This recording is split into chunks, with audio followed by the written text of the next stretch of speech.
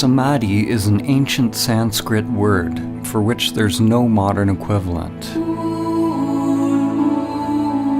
There's a fundamental challenge with making a film about Samadhi. Samadhi points to something that can't be conveyed on the level of mind.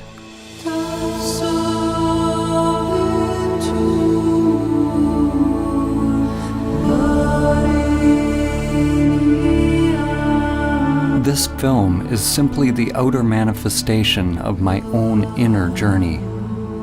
The intention is not to teach you about Samadhi or provide information for your mind, but to inspire you to directly discover your true nature.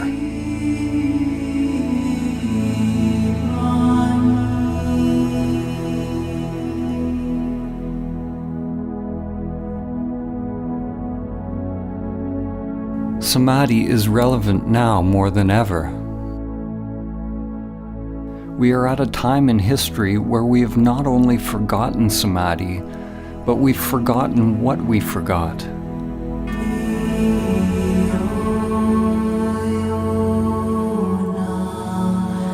This forgetting is Maya, the illusion of the self.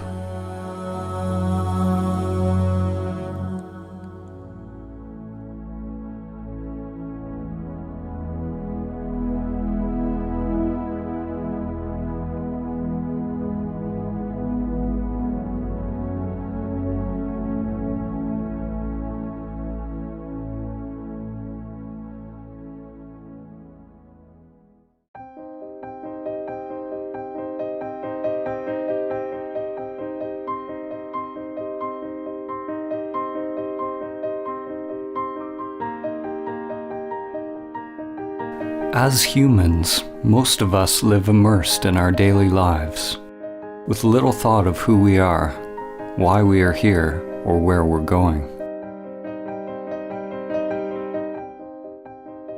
Most of us have never realized the true self, the soul, or what the Buddha called anatta, that which is beyond name and form, beyond thinking.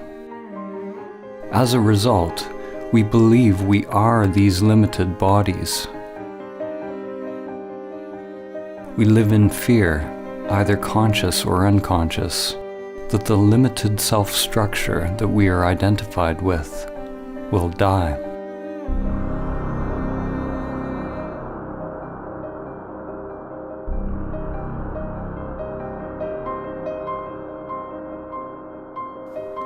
In today's world, the vast majority of people who are engaged in religious or spiritual practices, such as yoga, prayer, meditation, chanting, or any kind of ritual, are practicing techniques which are conditioned, which means they are just part of the ego construct. The seeking and the activity isn't the problem. Thinking you have found the answer in some external form is the problem. Spirituality, in its most common form, is no different than the pathological thinking that is going on everywhere.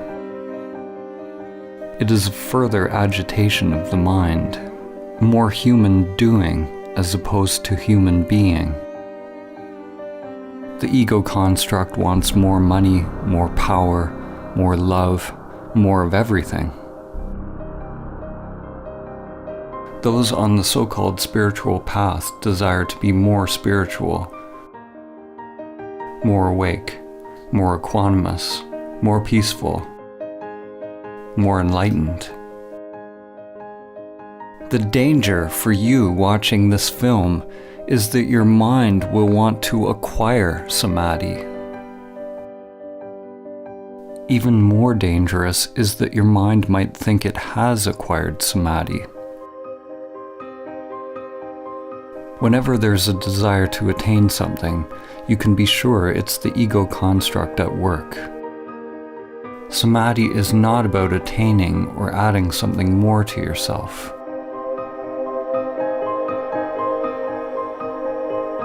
To realize Samadhi is to learn to die before you die.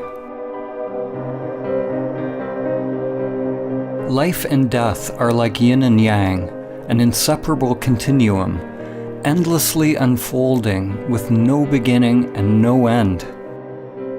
When we push away death, we also push away life. When you experience the truth directly of who you are, there's no longer any fear of life or death. We're told who we are by our society and our culture. And at the same time, we're slaves to the deeper unconscious biological craving and aversion that governs our choices.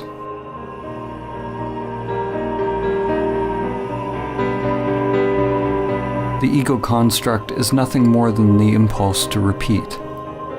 It's simply the path that energy once took, and the tendency for the energy to take that path again, whether it is positive or negative for the organism.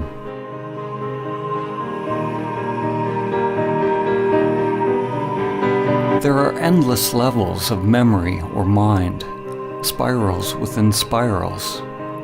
When your consciousness identifies with this mind or ego construct, it ties you to social conditioning, which you could call the matrix. There are aspects of the ego that we can be conscious of, but it's the unconscious, the archaic wiring, the primal existential fears that are actually driving the whole machine.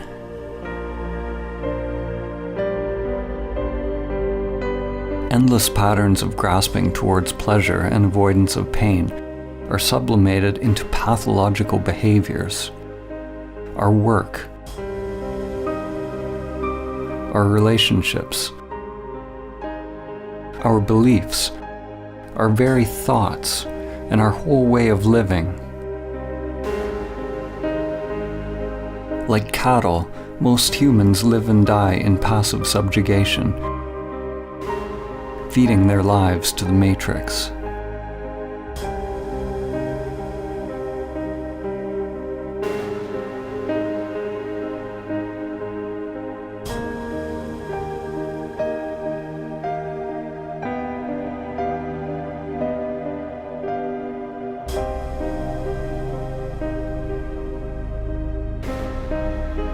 We live lives locked into narrow patterns, lives often filled with great suffering, and it never occurs to us that we can actually become free.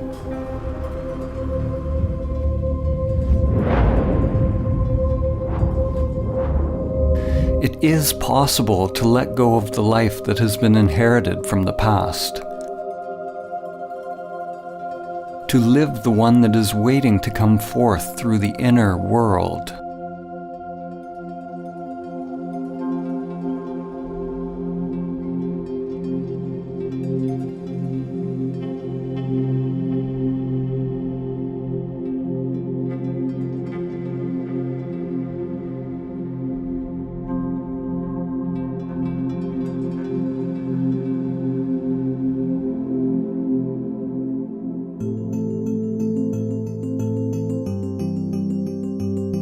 We were all born into this world with biological conditioned structures, but without self-awareness. Often, when you look into a young child's eyes, there's no trace of self, only luminous emptiness. The person one grows into is a mask worn over consciousness. Shakespeare said, "All the world's a stage, and all the men and women merely players."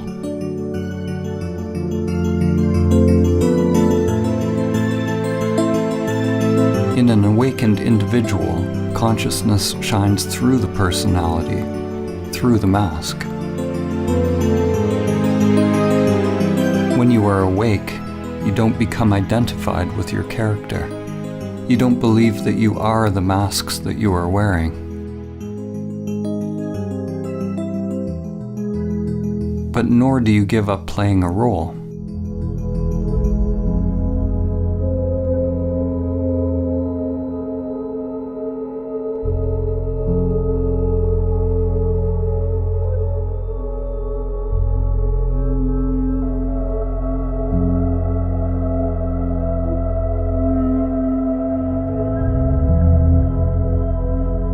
When we are identified with our character, our persona, this is Maya, the illusion of the self. Samadhi is awakening from the dream of your character in the play of life.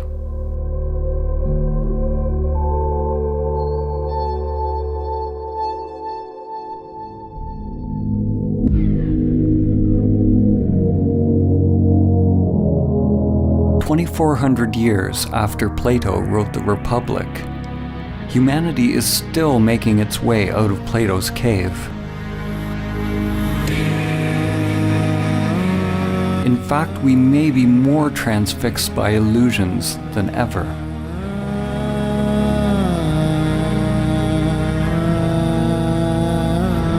Plato had Socrates describe a group of people who lived chained in a cave all their lives, facing a blank wall.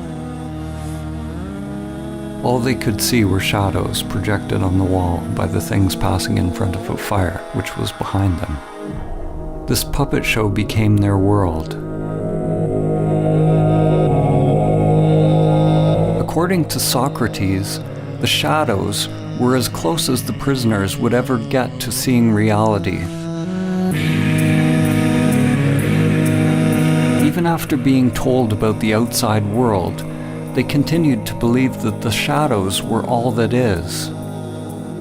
Even if they suspected there was something more, they were unwilling to leave what was familiar.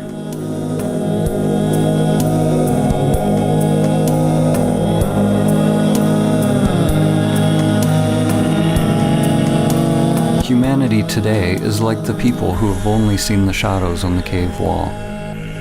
The shadows are analogous to our thoughts.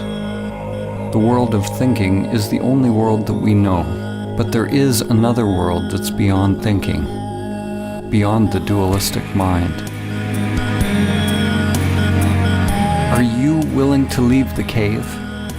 To leave all that you have known to find out the truth of who you are?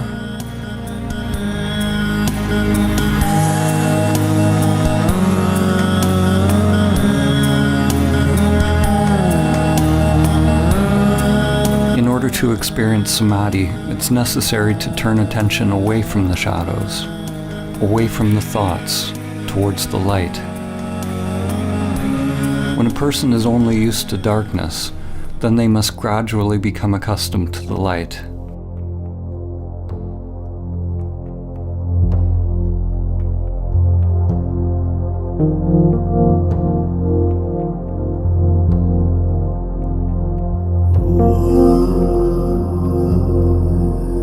Like acclimatizing to any new paradigm, it takes time and effort, and a willingness to explore the new, as well as shed the old.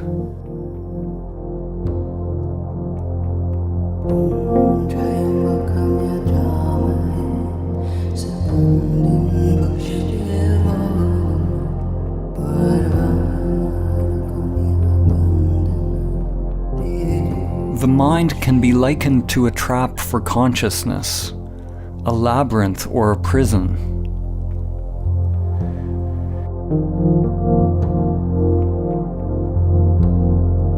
It is not that you are in prison, you are the prison.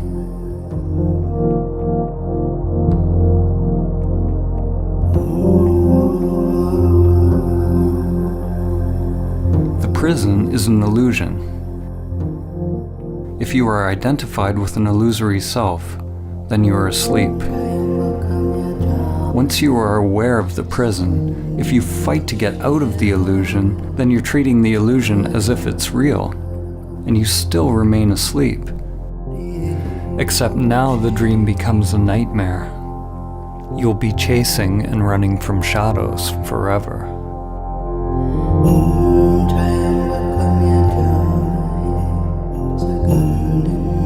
Samadhi is awakening from the dream of the separate self, or the egoic construct. Samadhi is awakening from identification with the prison that I call me.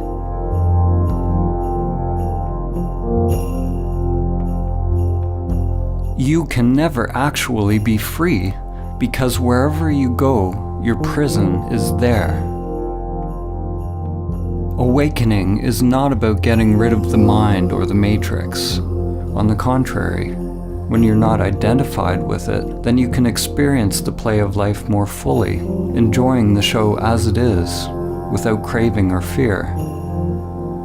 In the ancient teachings, this was called the divine game of Leela, the game of playing in duality.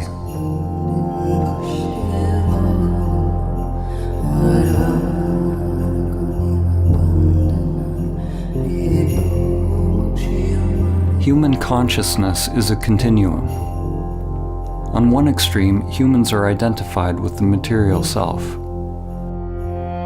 On the other extreme is Samadhi, the cessation of self.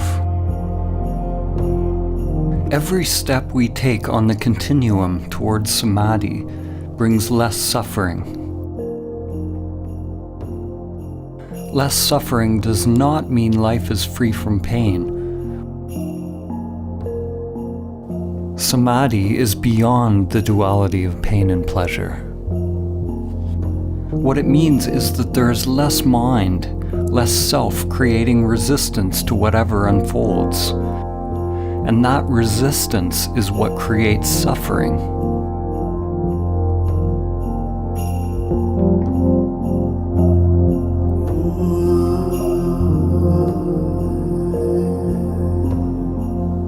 Realizing Samadhi even once allows you to see what is at the other end of the continuum, to see that there is something other than the material world and self-interest. When there is an actual cessation of the self-structure in Samadhi, there is no egoic thought, no self, no duality, yet there is still the I am, anatta, or no self. In that emptiness is the dawn of prajna, or wisdom. The understanding that the immanent self is far beyond the play of duality, beyond the entire continuum. The immanent self is timeless, unchanging, always now. Enlightenment is the merging of the primordial spiral, the ever-changing manifested world, or lotus, in which time unfolds, with your timeless being. Your inner wiring grows like an ever-unfolding flower as you disidentify with the self, becoming a living bridge between the world of time and the timeless.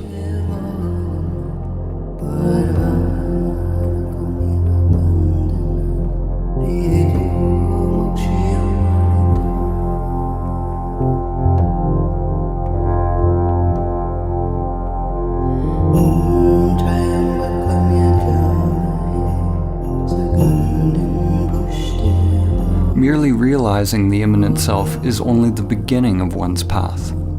Most people will have to experience and lose Samadhi countless times in meditation before they are able to integrate it into other facets of life.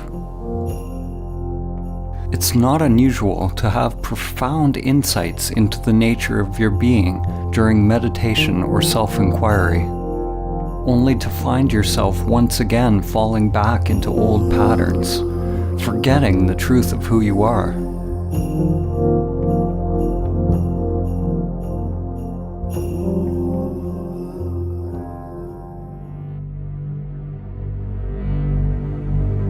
To realize that stillness or emptiness in every facet of life, every facet of oneself, is to become emptiness, dancing as all things.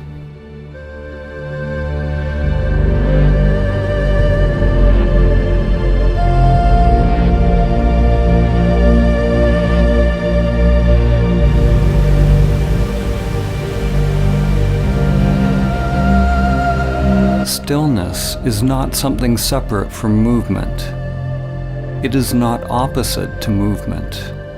In Samadhi, stillness is recognized to be identical with movement. Form is identical to emptiness. this is nonsensical to the mind, because mind is the coming into being of duality.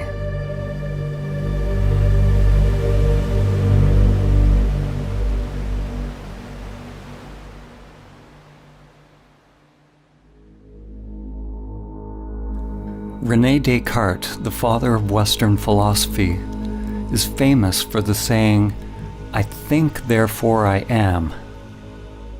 No other phrase more clearly encapsulates the fall of civilization and the full-scale identification with the shadows on the cave wall. Descartes' error, like the error of almost all humans, was the equating of fundamental being with thinking.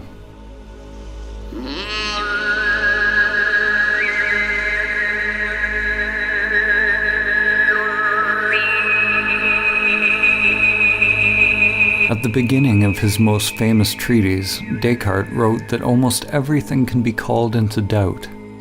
He can doubt his senses and even his thoughts.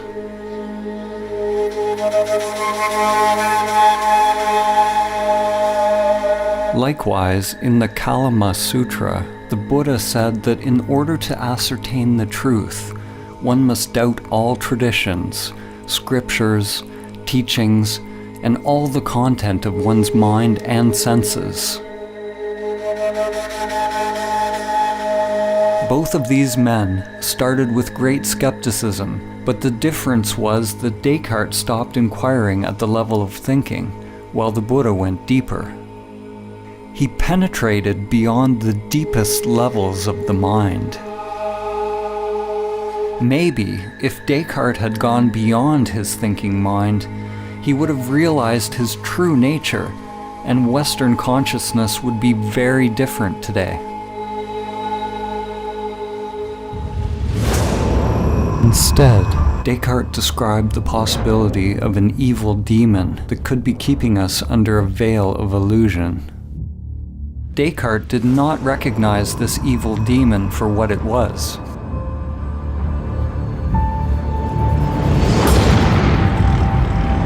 As in the movie The Matrix, we could all be hooked up to some elaborate program, feeding us an illusory dream world.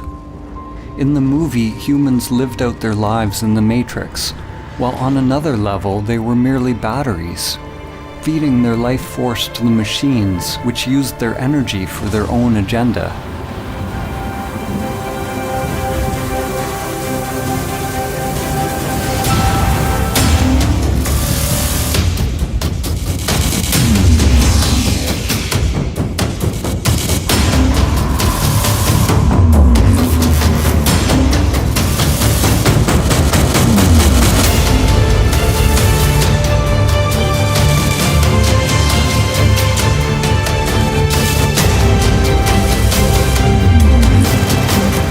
Always want to blame something outside themselves for the state of the world or for their own unhappiness, whether it's a person, a particular group or country, religion, or some kind of controlling Illuminati, like Descartes' evil demon or the sentient machines in the Matrix.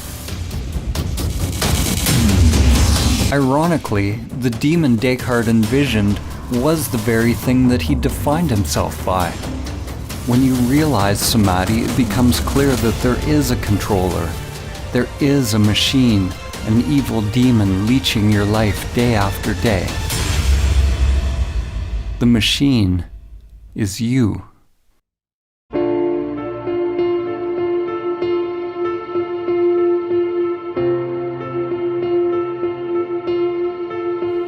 Your self-structure is made up of many little conditioned subprograms, or little bosses.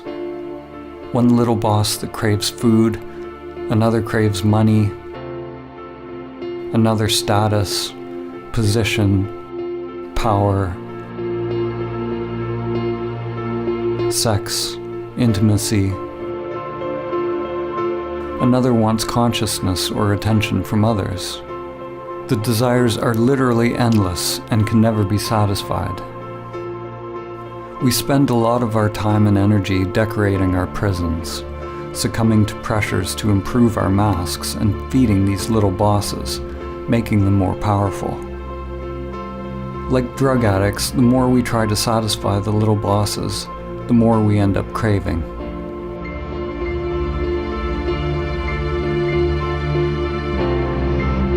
The path to freedom is not self-improvement, or somehow satisfying the self's agenda, but it's a dropping of the self's agenda altogether. Some people fear that awakening their true nature will mean that they lose their individuality and enjoyment of life.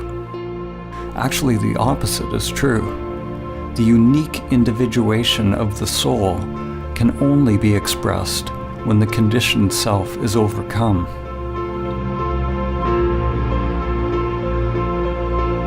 Because we remain asleep in the matrix, most of us never find out what the soul actually wants to express.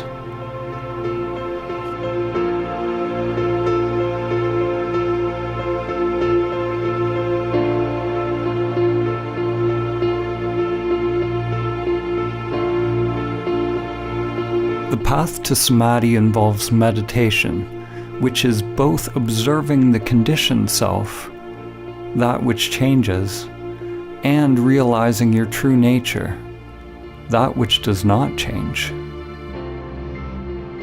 When you come to your still point, the source of your being, then you await further instructions without any insistence on how your outer world has to change. Not my will, but higher will be done.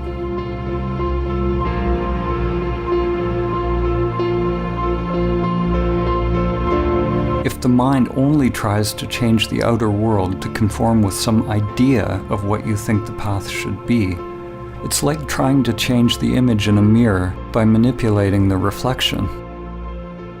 To make the image in a mirror smile, you obviously can't manipulate the reflection.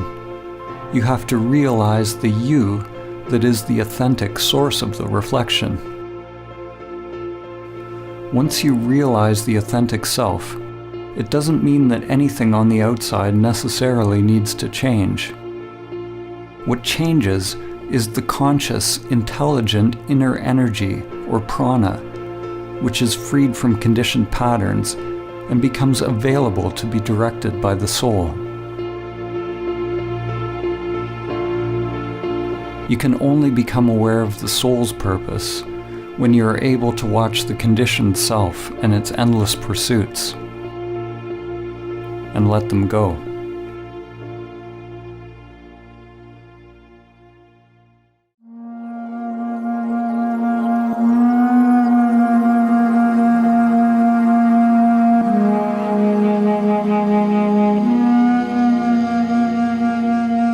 In Greek mythology, it was said that the gods condemned Sisyphus to repeat a meaningless task for all eternity.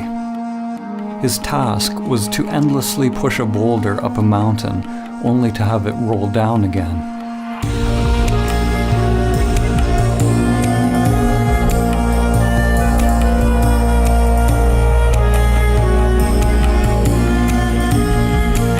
The French existentialist and Nobel Prize-winning author, Albert Camus, saw the situation of Sisyphus as a metaphor for humanity. He asked the question, how can we find meaning in this absurd existence?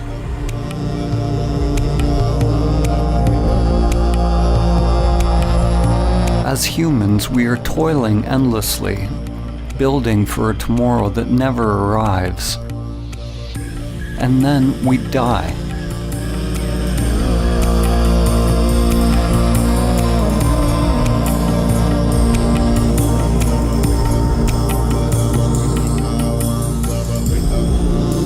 If we truly realize this truth, then we will either go mad if we are identified with our egoic personas, or we will awaken and become free.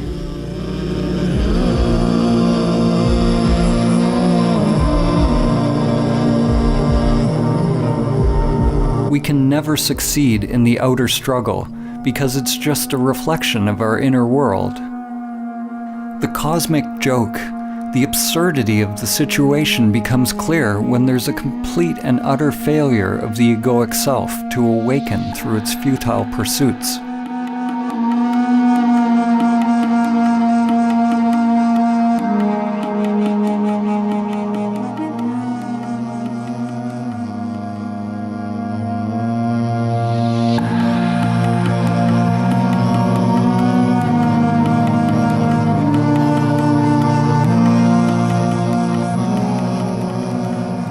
In Zen, there is a saying, before enlightenment, chop wood, carry water. After enlightenment, chop wood, carry water.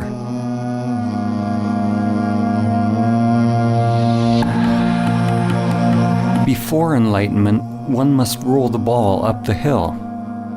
After enlightenment, one must also roll the ball up the hill.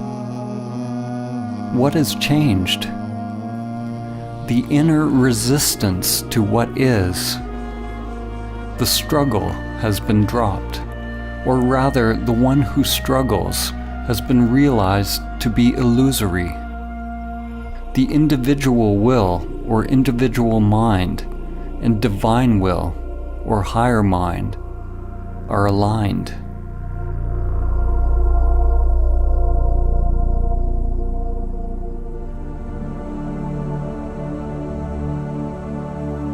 Samadhi is ultimately a dropping of all inner resistance to all changing phenomena without exception. The one who is able to realize inner peace, irrespective of circumstance, has attained true Samadhi. You drop resistance not because you condone one thing or another, but so that your inner freedom is not contingent on the outer. It's important to note that when we accept reality as it is, it doesn't necessarily mean that we stop taking action in the world or we become meditating pacifists.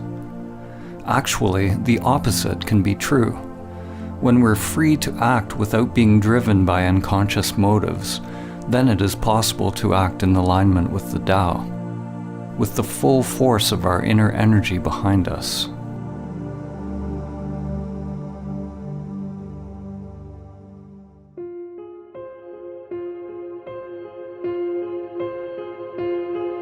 Many will argue that in order to change the world and bring about peace, we need to fight harder against our perceived enemies. Fighting for peace is like shouting for silence. It just creates more of what you don't want. These days there's a war against everything. A war against terror, a war against disease, a war against hunger. Every war is actually a war against ourselves.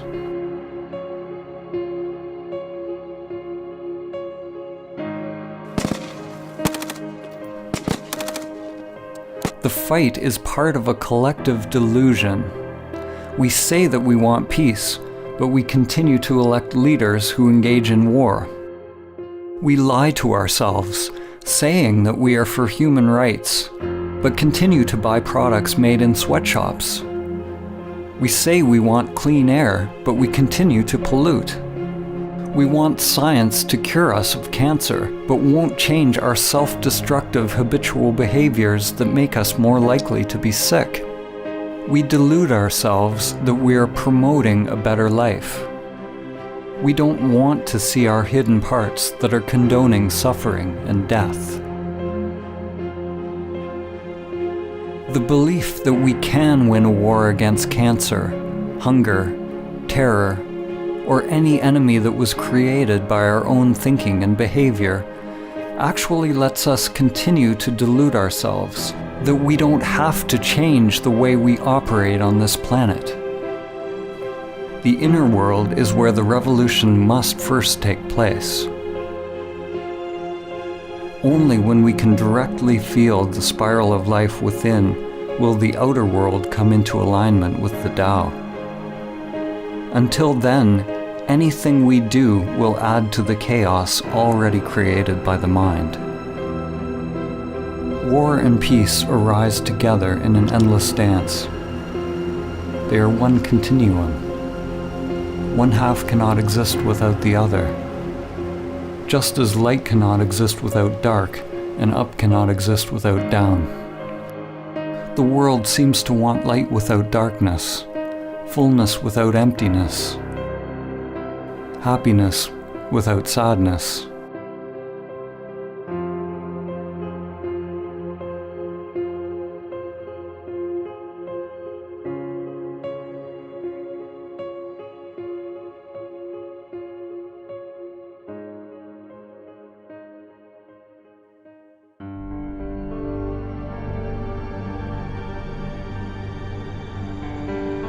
The more the mind gets involved, the more fragmented the world becomes.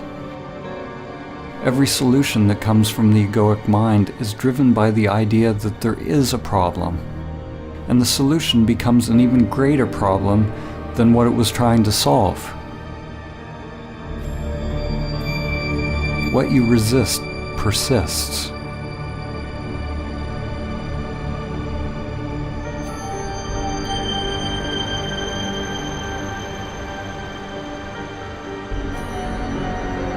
Human ingenuity creates new antibiotics, only to find nature getting more cunning as bacteria get stronger. Despite our best efforts in the ongoing fight, the prevalence of cancer is actually increasing.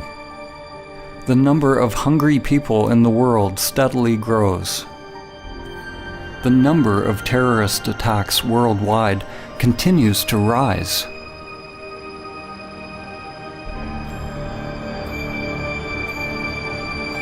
What's wrong with our approach? Like the sorcerer's apprentice from Goethe's poem, we have taken hold of a great power, but we do not have the wisdom to wield it.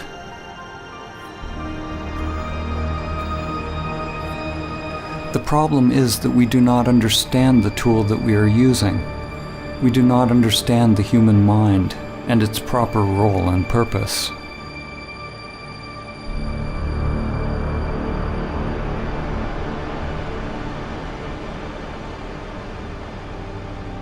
The crisis is born of the limited, conditioned way in which we think, the way we feel and experience life.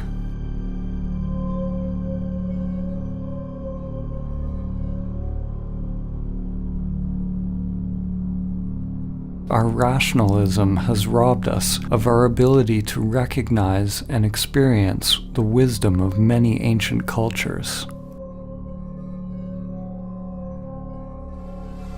Our egoic thinking has robbed us of the ability to feel the depth and profound sacredness of life, the numinosity of life, and to realize entirely different levels of consciousness, which are now almost lost to humanity.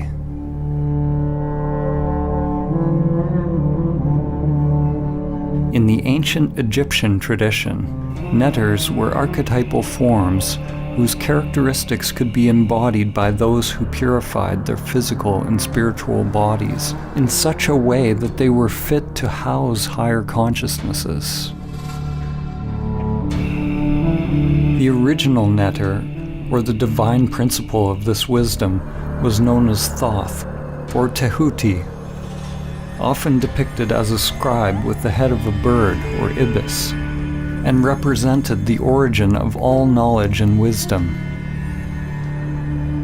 Thoth could be described as the cosmic principle of thinking, or thought. Thoth gave us language, concepts, writing, mathematics, and all the arts and manifestations of the mind.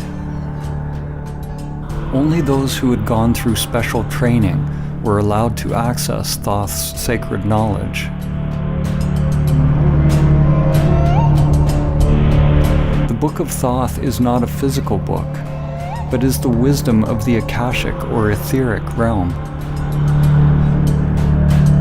Legend tells that Thoth's knowledge was deeply hidden in a secret place within every human being, and was protected by a golden serpent.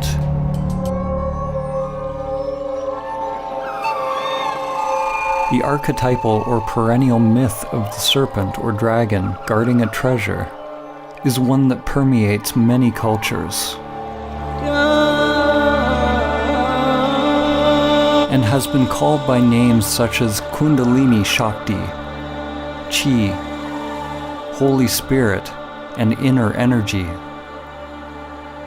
The golden serpent is the egoic construct which is bound in the inner energies, and until it's mastered and overcome, the soul will never be able to attain the true wisdom. It was said that the Book of Thoth brought nothing but suffering to any individual who read it, even though they would find the secrets of the gods themselves and all that is hidden within the stars. What must be understood is that the book brought suffering to any individual who read it, any ego that tried to control it. In the Egyptian tradition, awakened consciousness was represented by Osiris. Without this awakened consciousness, any knowledge or understanding attained by the limited self would be dangerous, disconnected from higher wisdom.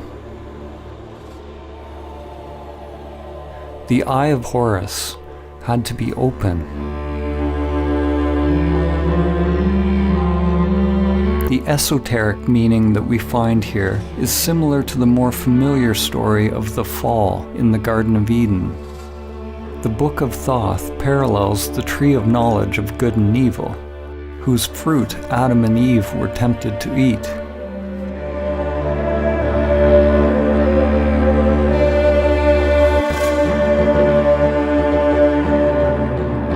Humanity, of course, has already eaten the forbidden fruit, already opened the Book of Thoth, and has been cast out of the garden.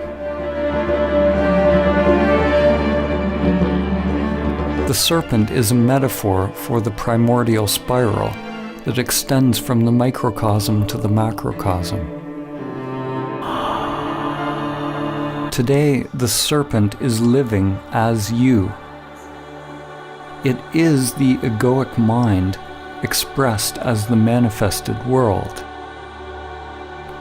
We have never before had access to so much knowledge. We've gone deep into the material world, even finding the so-called God particle. But we've never been more limited, more ignorant of who we are and how to live. And we do not understand the mechanism by which we create suffering.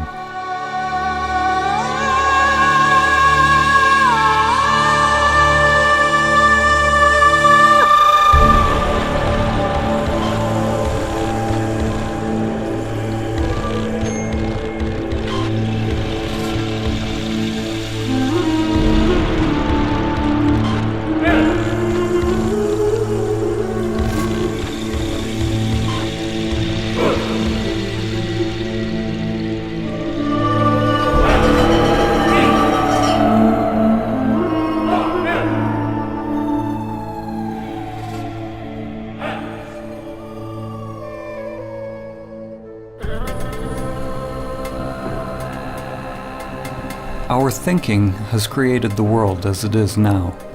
Whenever we label something as good or bad, or create a preference in our mind, it's due to the coming into being of egoic structures or self-interests. The solution is not to fight for peace or conquer nature, but to simply recognize the truth that the very existence of the ego structure creates duality, a split between self and other, mine and yours, man and nature, inner and outer. The ego is violence. It requires a barrier, a boundary from the other in order to be. Without the ego, there's no war against anything. There's no hubris. There's no overreaching nature to create profit. These external crises in our world reflect a serious inner crisis. We don't know who we are. We are completely identified with our egoic identities, consumed by fears, and are cut off from our true nature. Races, religions, countries, political affiliations, and any group that we belong to all reinforce our egoic identities. Almost every group that exists on the planet today wants to claim its perspective as true and correct, as we do on an individual level. By claiming the truth as its own, the group perpetuates its own existence, in the same way that an ego or self-structure defines itself against other. Now, more than ever, different realities and polarized belief systems are coexisting on Earth. It is possible for different people to experience completely different thoughts and emotional reactions to the very same external phenomena. In the same way, samsara and nirvana, or heaven and hell, are two different dimensions occupying the very same world. An event that may appear apocalyptic to one person could be seen as a blessing to another. So what is becoming obvious is that your external circumstances don't have to affect your inner world in any particular way. To realize Samadhi is to become a self-propelled wheel, to become autonomous, a universe unto oneself. Your experience of life is not contingent on changing phenomena. An analogy can be made with Metatron's cube. Metatron is mentioned in various ancient Christian, Islamic, and Jewish texts, and is archetypally related to the Egyptian neter Thoth, as well as Hermes Trismegistus of Greece. Metatron is intimately connected with the tetragrammaton. The tetragrammaton is the fundamental geometric pattern, the template or primordial emanation of physical reality, which has been called the Word of God or the Logos. Here we see a two-dimensional representation of the figure, but if you look a certain way, you see a 3D cube. When you see the cube, nothing has changed in the figure, but your mind has added a new dimension to your seeing. Dimensionality, or one's perspective, is simply a matter of becoming habituated to a new way of perceiving the world. Upon realizing Samadhi, we become free of perspective, or free to create new perspectives, because there's no self invested in or attached to a particular viewpoint.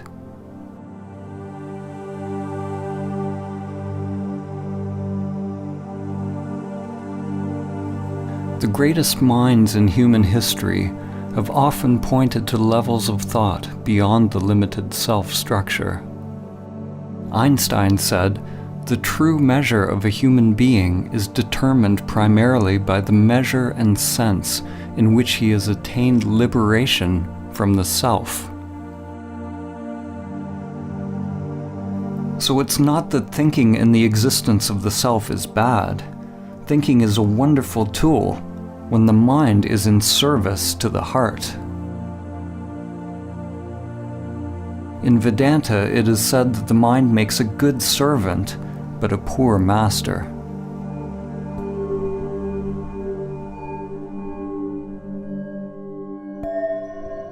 The ego perpetually filters reality through language and labels, and is constantly judging, preferring one thing over another. When the mind and senses are your master, they will create endless suffering, endless craving and aversion, locking us into the matrix of thinking.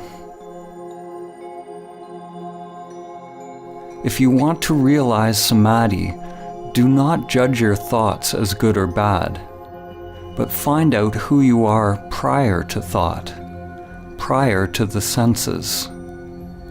When all labels are dropped, then it is possible to see things as they are.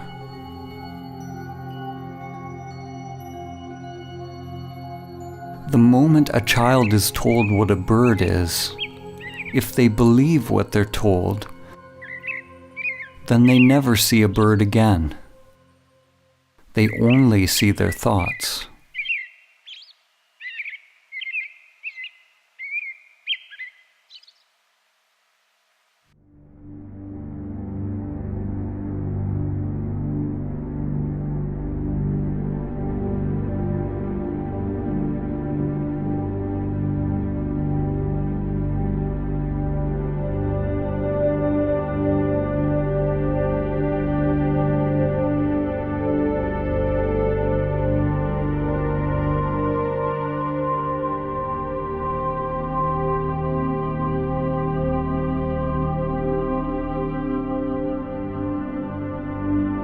Most people think that they are free, conscious, and awake. But if you believe you are already awake, then why would you do the difficult work to attain what you believe you already have? Before it becomes possible to awaken, it is necessary to accept that you are asleep, living in the matrix. Examine your life honestly without lying to yourself. Are you able to stop your robotic, repetitive life patterns if you want to? Can you stop seeking pleasure and avoiding pain? Are you addicted to certain foods, activities, or pastimes? Are you constantly judging, blaming, criticizing yourself and others? Does your mind incessantly seek out stimulus, or are you completely fulfilled just being in silence? Do you react to how people think about you? Are you seeking approval and positive reinforcement? Do you somehow sabotage situations in your life? Most people will experience their lives the same way today as they will tomorrow, and a year from now, and 10 years from now. When you begin to observe your robot-like nature, you become more awake. You begin to recognize the depth of the problem. You are completely and utterly asleep, lost in a dream. Like the inhabitants of Plato's cave, most who hear this truth will not be willing or capable of changing their lives because they are attached to their familiar patterns. We go to great lengths justifying our patterns, burying our heads in the sand rather than facing the truth. We want our saviors, but we are not willing to get up on the cross ourselves. What are you willing to pay to be free? Realize that if you change your inner world, you must be prepared to change the outer life. Your old structure and your old identity must become the dead soil out of which new growth comes.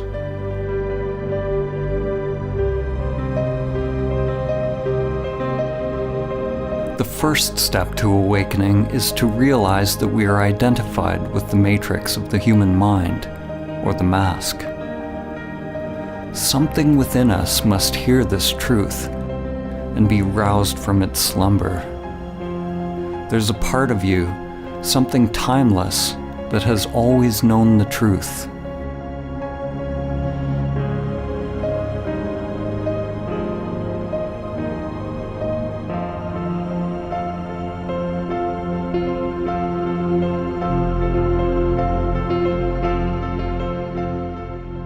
The matrix of the mind distracts us, entertains us, keeps us endlessly doing, consuming, grasping, in a cycle of craving and aversion with constantly changing forms, keeping us from the flowering of our consciousness, our evolutionary birthright, which is Samadhi. Pathological thinking is what passes for normal life.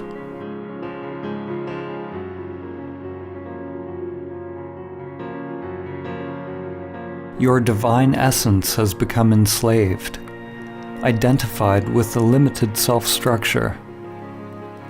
The great wisdom, the truth of who you are, is buried deep within your being.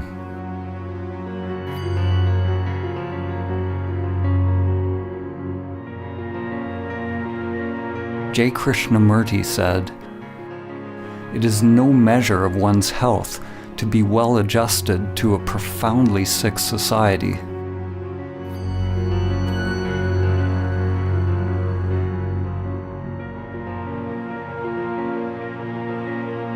Identification with the egoic mind is the sickness, and Samadhi is the cure.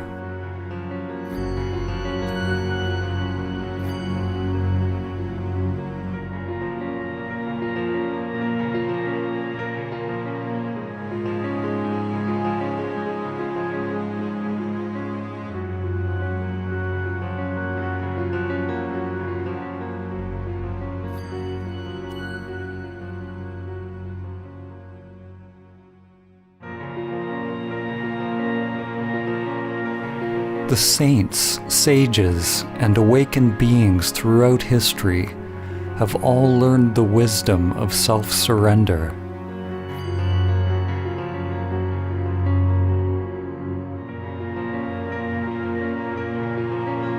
How is it possible to realize the true self?